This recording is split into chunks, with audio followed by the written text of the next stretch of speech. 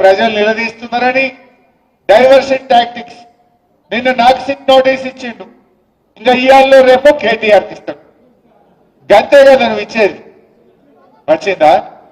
గంతే చేస్తాడు. ఎందుకంటే కేటీఆర్ గారు ఒకవైపు గట్టిగా నిలదీస్తుండు, ఇంకొక వైపు నేను అడుగుతా ఉన్నా, సమాధానాలు లేవు. నీ బొగ్గు కుంభకోణంలో నీ బామ్మదికే నువ్వు సాయం చేసినావు, నీ సంగతి ఏంటంటే దాని మీద సమాధానం లేదు. సిట్ నోటీసులు పంపుతుండే ఇక ప్రేమలేఖలు. భయపడతామనుకుంటున్నావా? నువ్వు ఎన్ని నోటీసులు ఇచ్చినా బిడ్డ నిన్ను ప్రశ్నిస్తూనే ఉంటాం. మహాలక్ష్మి ఇచ్చేదాకా అడుగుతాం, రైతు రుణమాఫీ అడిగేదాకా అడుగుతాం, నువ్వు అవ్వాతాతలకు 4,000 ఇచ్చేదాకా అడుగుతాం, నువ్వు తులం బంగారం ఇచ్చేదాకా అడుగుతూనే ఉంటాం.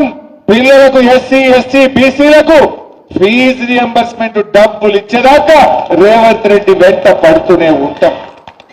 నువ్వు ఎన్ని నోటీసులు ఇచ్చినా, నువ్వు ఎన్ని అటెన్షన్ డైవర్షన్లు చేసినా నీ వెంటనే పడతాం. ఏందన్నట్టు మనం మున్సిపల్ ఎన్నికల్లో పనిచేసుకోవద్దు, ఇక ఈ సిట్ నోటీసులు ఇచ్చి దారి చుట్టే తిరగాలి. నీ బామ్మర్ది బొగ్గు కుంభకోణం బయటకు రావద్దు, ఈ సిట్ నోటీసుల మీద డైవర్షన్ పాలిటిక్స్ చేయాలి. నడవ ఈ డ్రామాలు జనంకి అన్ని అర్థమైపోయినాయి. నువ్వు ప్రజల్ని మోసం చేసినావు,